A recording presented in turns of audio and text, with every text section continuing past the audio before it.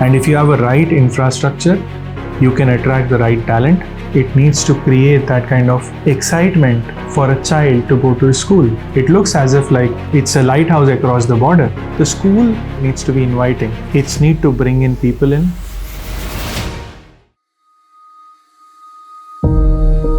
When I first got into architecture, when I saw different kind of schools and how internationally we can find schools which are much more interesting and experiential. Very important for us to understand a child's psychology and integrate it with the experience of a school. Because as a school, the school itself is a place where we talk about learning is actually delivered.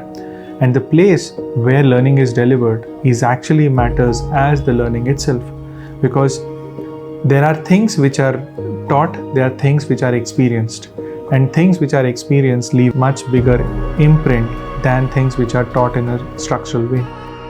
The school, first of all, it needs to be inviting. It's need to bring in people in. It needs to create that kind of excitement for a child to go to school.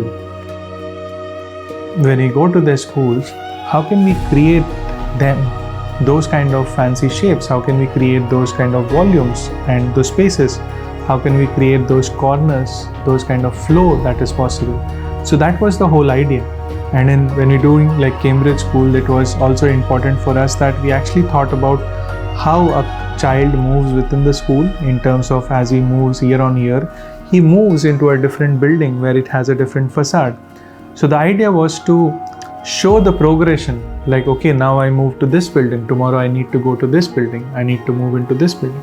So this was a kind of a very subtle but a very strong storyline to an experience of a child.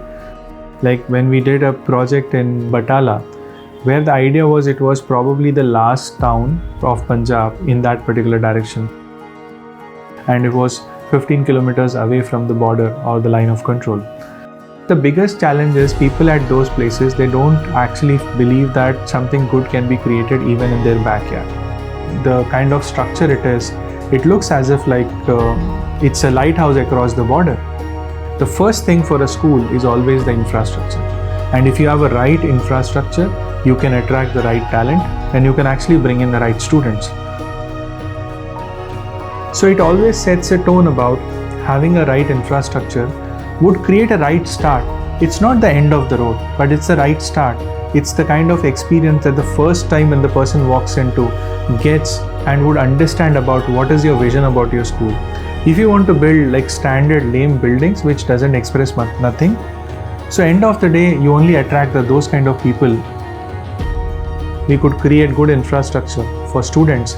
We can actually nurture them to actually stay in those kind of environments, get the right people, and in turn it would develop the places where we are in. So this case study where we talked about a school in Batala in a remote place and how it has transformed the perception of people around it, and how like when client tells me like there are people who actually came from Delhi to just look at the school, because that's the kind of architecture where they don't see that this is possible. So architecture has always been a tool to express your intent